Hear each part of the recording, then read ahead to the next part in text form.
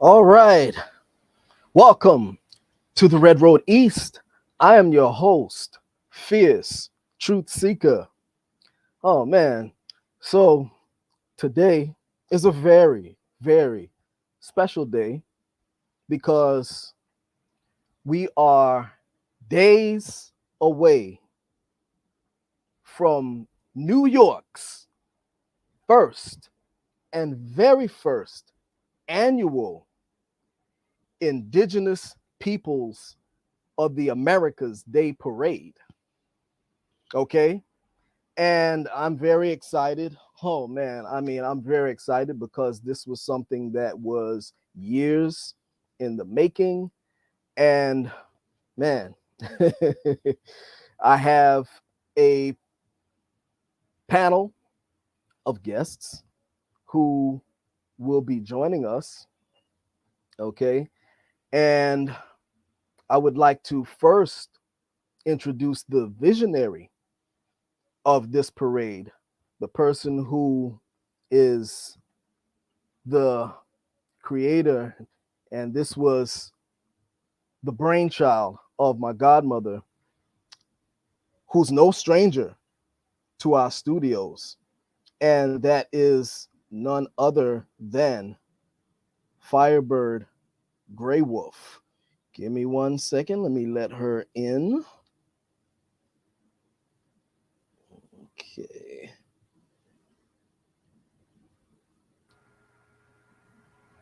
Firebird, Hey, how you hi. doing? I'm fine. How are you? Good, good. Yeah, so it's good to have you in the studio. And we have other guests who I will introduce afterwards. But since you are the visionary of this event, I want to have you on first to talk about your vision. This is something that I know you have expressed to me over the years that you had desired to do. And I know you agonized over it many, many, many times, and you expressed to me that you really want to have this manifest and it's finally come to fruition, you know? Yeah. So I want to right now give you the spotlight. All right. It's finally happening. I'll be leaving from Pennsylvania to New York tomorrow night, arriving early in the morning. I'm so excited, so happy, and I just can't tell you how proud I am of everyone that has supported physically and spiritually this effort. Um, as you said, I agonized over it for over 20 years. I did one, and that went towards the wind as far as the energies that were coming in and doing nonsense. So I agonized because we could be doing what we're doing now, and it's finally happening. And I'm just so thankful for all of you. And the Audrika, she gave me shout outs of support. Donna, for years. You, for over 30 years. I'm just very thankful. One participant was so excited. He was downtown and he sent me pictures of the police putting up the barricades. You know, Mm. he said it's here. We're doing it. We're gonna have our day. Wow. Yeah, Mm. I'm very excited. I think I'm thankful to Chief Vinnie Man nephew who supported us with monetary as well as behind the scenes support. Mm. Principal Chief Perry, that got the council involved that are very, very, very excited, the Ramapo Nation. Mm, And of course, Kala Alexander, Chief Kala Alexander of the Deer Clan of the Ramapo Nation, who is spiritual niece and chairperson of our newly formed nonprofit, the Turtle Island Indigenous Peoples of the Northeast Cultural Foundation, who will be sponsoring the parade from now on after mm, this year. So we're very excited. We're planning to do a lot of good things with people, for the children. I was very impressed. I saw Drika working with children. That was an inspiration. wow. Um, yeah, she very much so. She's a hands-on person. That's very inspiring, and to know that people are of like minds, have the same visions for children and for their nations. So I'm very thankful to know her. When you speak to her, she'll tell you who she is, what she represents, and what she does. But we're very excited. You know, we're making history. Christopher Columbus Parade has been going on for years Hmm. and years, and somehow the creator had it that we're listed as a major parade right next, Wow. and we're new puppies on the block. Yep. Yep. If that's not a spiritual sign, I don't know what is. Exactly. Exactly. Wow. So this is gonna be major, and there were also some magazines as well. Yes, some magazines, some uh, media people took it upon themselves to list and interview us for free, because a lot of times you have to pay media, and especially that new people are trying to establish themselves. And they just reached out and said, you know what, we see the vision too. We're going to post you and promote you free because we're all the same people. I got interviewed all the way from Puerto Rico, Mm, visionary writer. His name is Keith. And mm, he's not only located in Puerto Rico, he's also from Thailand, mm. indigenous from Thailand. Oh wow. And he says, we're all one people. Uh, Hmm. and I really am excited about this going on, and you including all people of the Americas. You know, I told him one day perhaps it will be the indigenous people of the world, Mm, where we can honor 1 year. mm. You know, Yeah. he spoke to me so long, he was so excited. He Mm, knew of another few powwows, names that we won't mention, you know, mm. but he knew of them, and he was excited to meet us as well. Wow. Mhm. Mm. Oh man. And what was the other magazine? Um, it's I'm not too familiar with it. It's like a community listing for the whole city, not just Mm. for parades. Um, Okay. Keith does all the major parades in New York, plus he does cultural foundations like Carnegie Hall, Lincoln Center, all the concerts, the orchestras, and that's the type of medium I was looking for, and hope that I would get a break and have that type of media find us.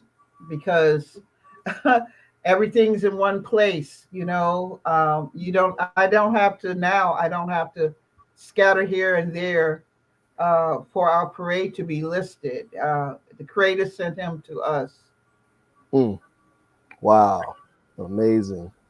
Like you say, it's everything is lining up, in a divine order.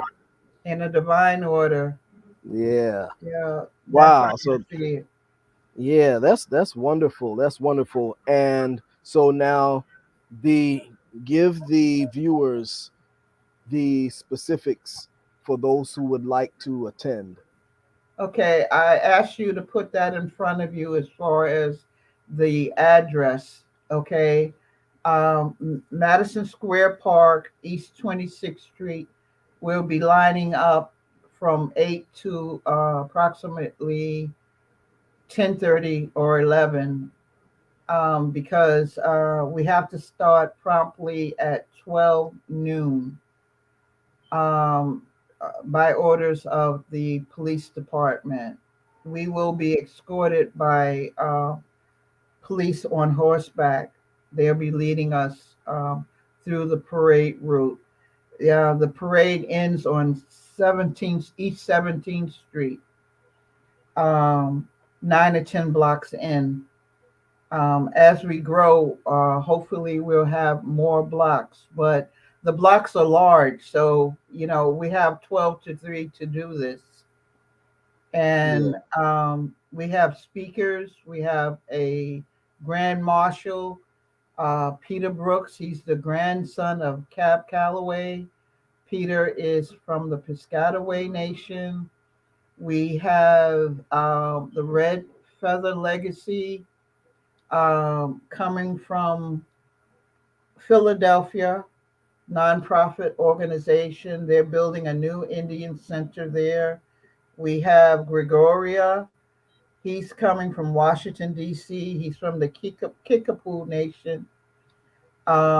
We have his good brother Bear, who's from the official Kickapoo tribe of Oklahoma. He's coming all the way from Oklahoma to support. We have people coming from Audrica's home, Louisiana, another Choctaw tribe. They're coming. Ola Choctaw, they're coming.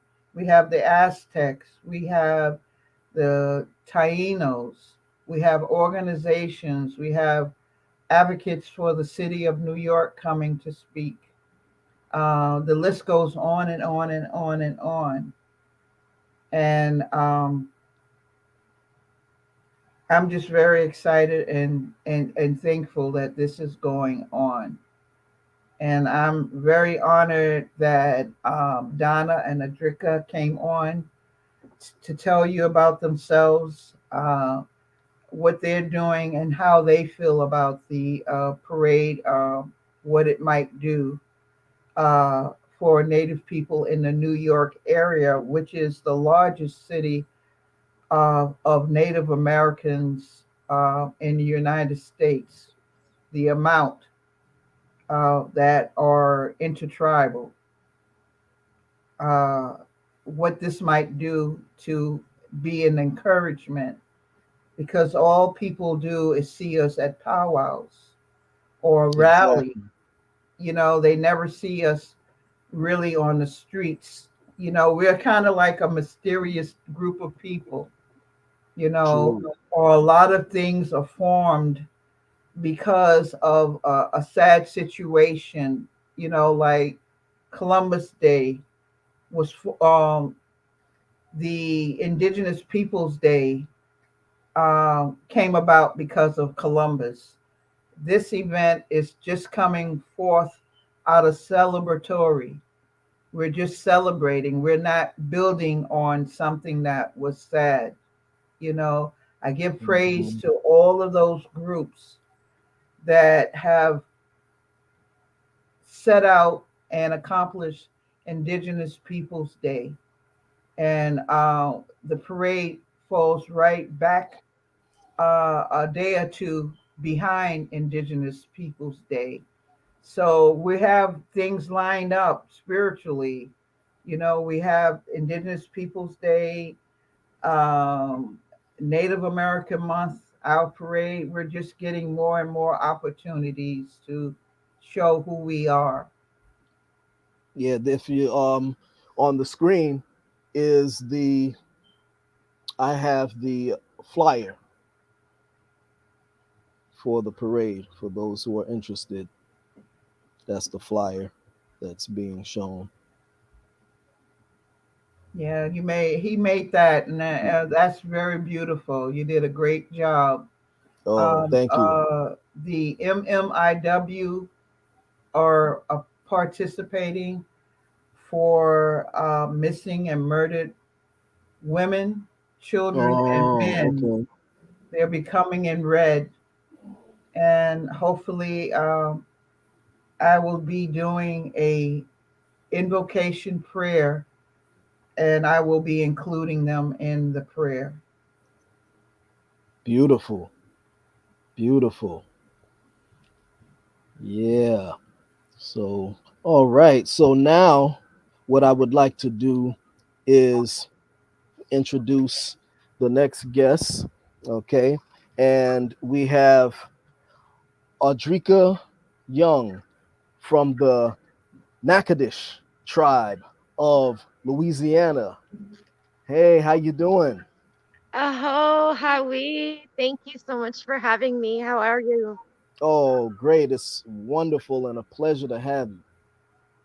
I'm excited to be here. This is really big news for you guys. This is a big deal. Yeah. Yeah. And I understand you will be attending as well. Not this year. Oh, okay. Unfortunately, I won't be able to make it this year. But we're already putting in works for me to make sure I'm there next year. Oh, that'll be awesome. Yeah, but I got a cousin from my tribe down the road that's gonna head up that way. Oh, Oh, great. wow. Yeah, Wow. Oh, is there Oh, any very way excited. that they can come up and speak to me? Make that connection? Absolutely. I'll be more than happy to put the two of you in touch. Okay, hon. That's oh, wonderful. That's that'll be great. wonderful. That's wonderful. She's having her own powwow, correct? Yes, ma'am. So our powwow's not till the second week of November. But Okay. this is kind of my crunch time getting it all ready and promoting and interviews and different things of that nature. It gets kind of busy, especially in October. I happen to be my tribe's storyteller also. So I do a Mm, lot of storytelling events in October and November. So those are leading up once a week until powwow. Oh, awesome. mm. Awesome. Where do you get the opportunity to do your storytelling?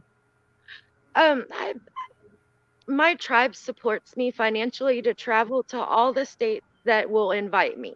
Oh, So this wow. We year, have to arrange that.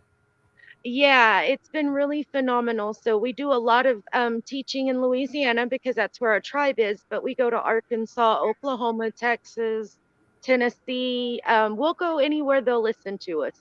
Mm, Oh, that's awesome. wonderful. Wow. So tell the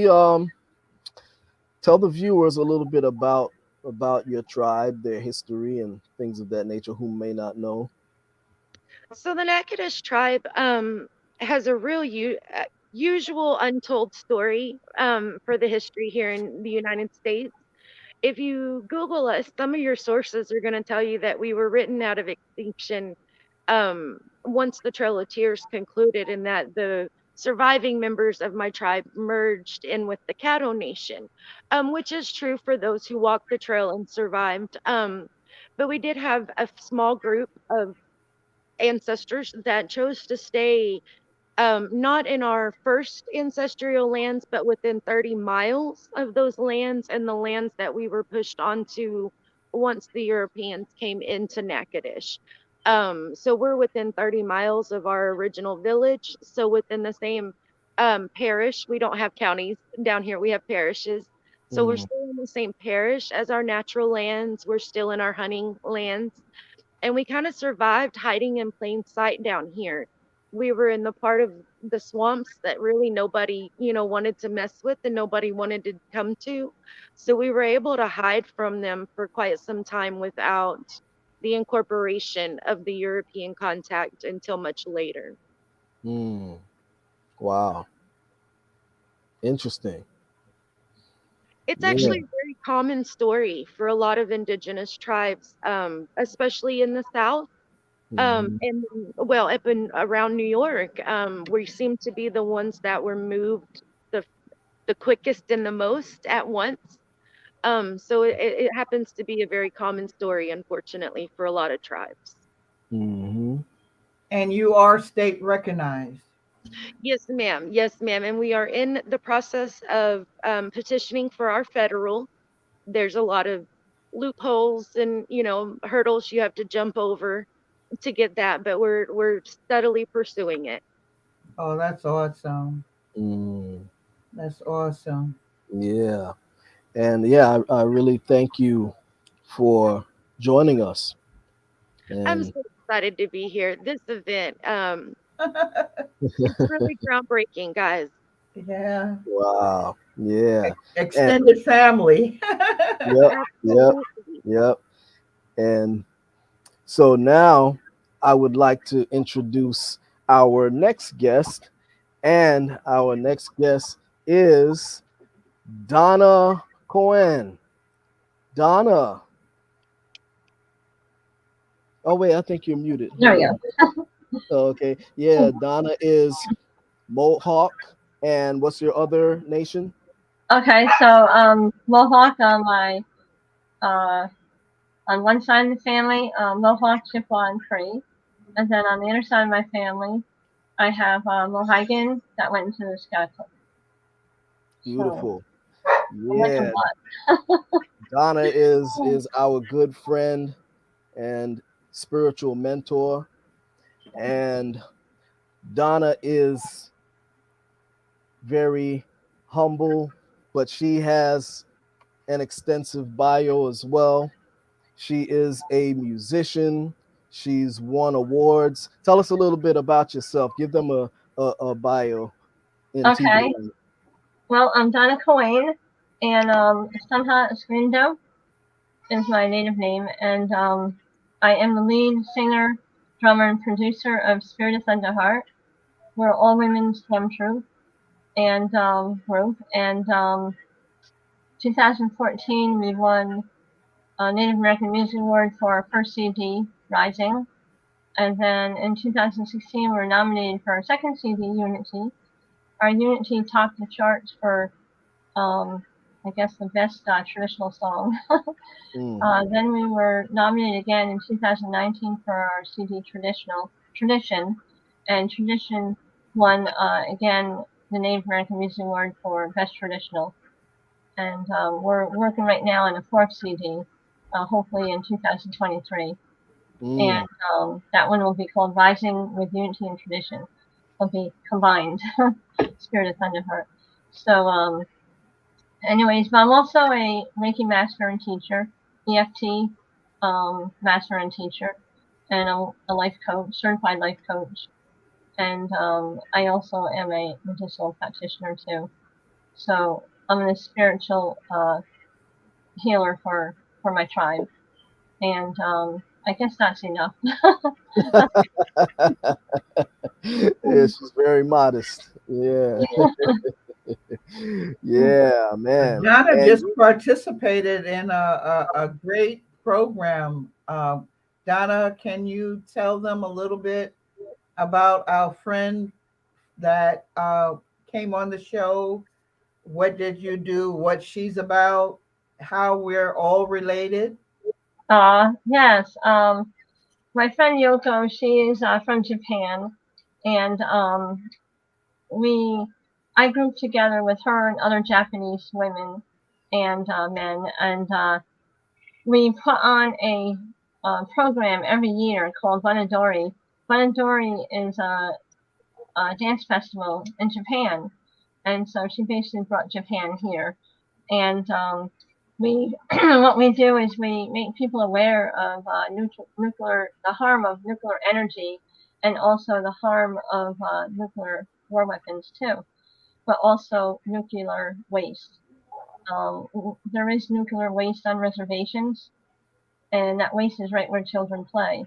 So that was a major concern that I voiced on our show here with Yoko and Firebird. And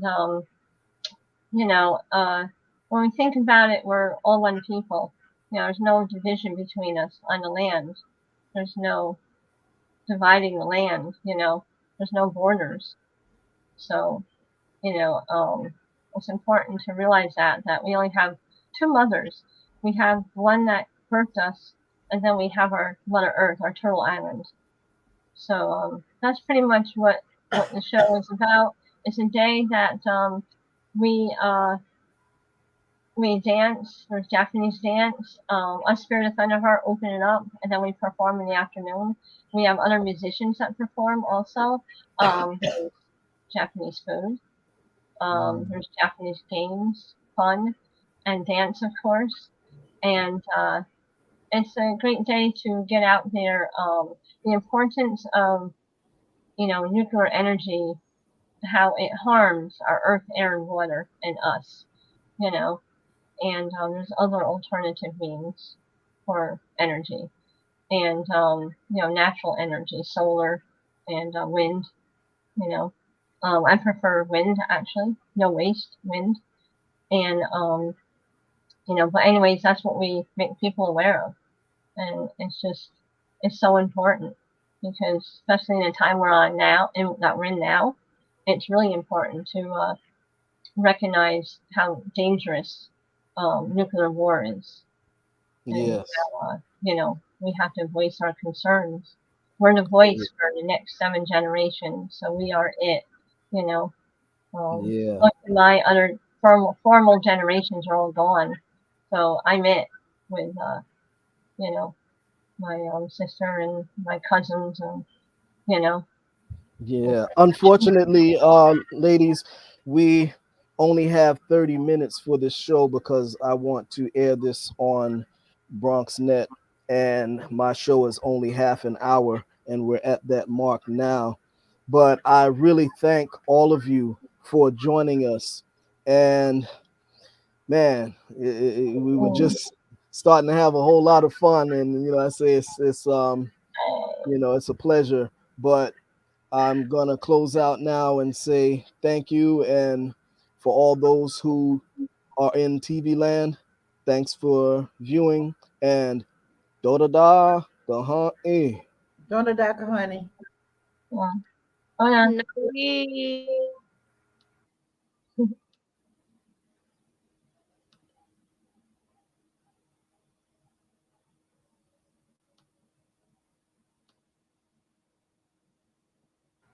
Heard me? That was good.